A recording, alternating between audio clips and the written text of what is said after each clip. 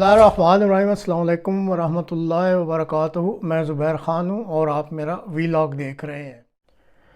ये किसी नई गेम की शुरुआत तो नहीं कर दी गई, ये आज के प्रोग्राम का मौजू है।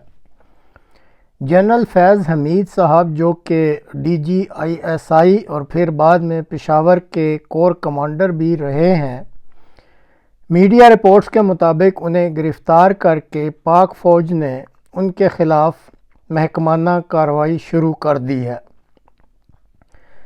पाकिस्तान की फ़ौजी हुक्मरानी की तारीख़ में फ़िलहाल ये एक बड़ी ख़बर है, क्योंकि पहले ऐसा कभी सुनने में नहीं आया कि इतने बड़े रैंक के अफसर को पोस्ट रिटायरमेंट के दौर में गिरफ़्तार कर लिया गया हो और उन पर इल्ज़ामात लगाए गए हों।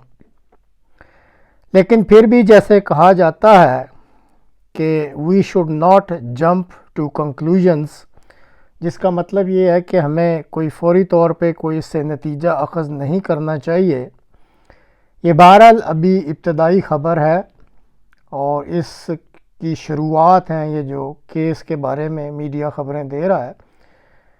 आगे आगे क्या होता है, या ये केस चलता भी है या नहीं, और अगर चलता है तो फिर कैसे चलता है ये केस, इन पर इल्ज़ामात जो हैं वो भी एक तो प्रेस रिलीज़ जो आया ISPR का उसमें है, लेकिन बाद में बहरहाल चीज़ें निकलती रहती हैं कि असल में इल्ज़ामात की नौइयत जो है वो क्या है।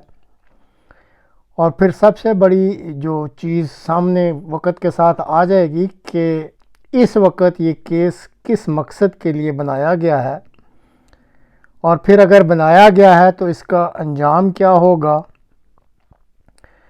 और कहीं ऐसा तो नहीं है जैसे कि इस प्रोग्राम का ये टाइटल भी दिया गया है कि कोई इस स्टेज पे किसी नई गेम की शुरुआत तो नहीं कर दी गई।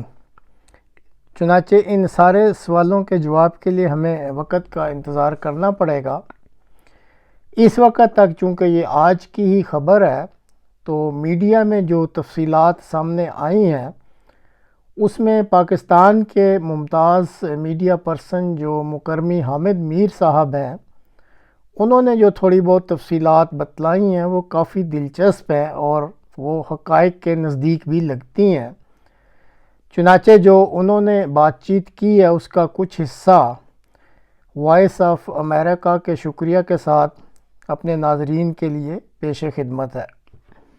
और प्रेस रिलीज़ जो है उसका पहला पैराग्राफ जो है वो टॉप सिटी के बारे में है। उसमें एक सवाल पैदा होता है कि 2017 का मामला है, आपको 7 साल बाद याद आया कि आपने इसके ख़िलाफ़ कार्रवाई करनी है। इसका मतलब ये है कि 2017 में जब ये सब कुछ हो रहा था और जनरल कमर जावेद बाजवा साहब जो हैं वो आर्मी चीफ थे, तो वो भी इसमें इन्वॉल्व थे। ना सिर्फ ये कि फैज़ हमीद साहब ने सब कुछ DGC के तौर पे किया, बाद में वो DGISI बने और जनरल बाजवा की मर्ज़ी और मंशा से बने। तो इसका मतलब है कार्रवाई जो है वो सिर्फ जनरल फैज़ के ख़िलाफ़ नहीं बनती, कार्रवाई जनरल बाजवा के ख़िलाफ़ भी बनती है। और इसमें सवाल पैदा होता है कि टॉप सिटी का जो मामला है ये 7 साल तो टोटल बनते हैं, तो 2 साल तो जनरल आसिम मुनीर साहब को भी होने वाले हैं ना, तो इनको भी 2 साल क्यों लग गए, जबकि सब कुछ मिलिट्री इंटेलिजेंस तो पहले ही पता लगा के बैठी हुई थी, उसके पास तो सब कुछ था।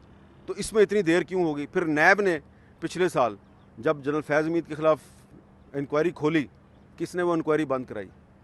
इसलिए टॉप सिटी के मामले पे सवाल हैं। लेकिन जो ISI की प्रेस रिलीज़ का जो दूसरा पार्ट है जिसमें कहा गया कि रिटायरमेंट के बाद भी ये बहुत से मामलात में मुलव्वस रहे हैं, मैं समझता हूँ कि उन मामलात की बिल्कुल इंक्वायरी करें और जनरल फैज़ हमीद को बेनकाब करें। जो इसके फैसिलिटेटर थे, इसके साथ थे, उनको भी बेनकाब करें।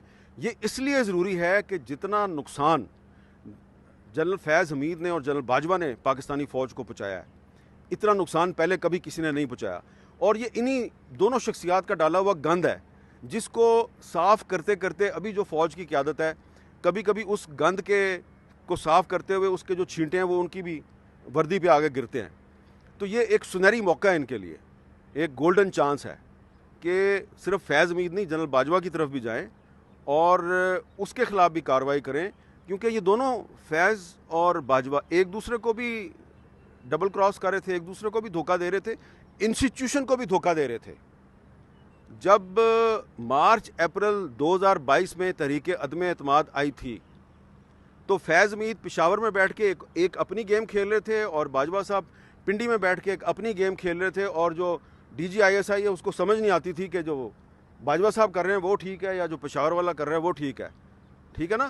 حقائق ہیں اور ان سب حقائق کے گواہ موجود ہیں، حکومت میں بھی ہیں اور اپوزیشن میں بھی ہیں، اور میں یہ بات ایویں نہیں کر رہا۔ جو لوگ ایکشن لے سکتے ہیں ان کو پتہ ہے کہ کس بندے سے فیض نے کیا بات کی اور کس بندے سے باجوہ نے کیا بات کی، اور کور کمانڈر میٹنگز میں باجوہ صاحب کچھ اور کہتے تھے۔ تو بہت بڑی ڈبل گیم کی ان دونوں نے مل کے۔ چلیں شروعات کی ہے آپ نے فیض صاحب سے، فیض صاحب کے خلاف کارروائی کریں، اس کے بعد باجوہ صاحب کے خلاف بھی کرنی پڑے۔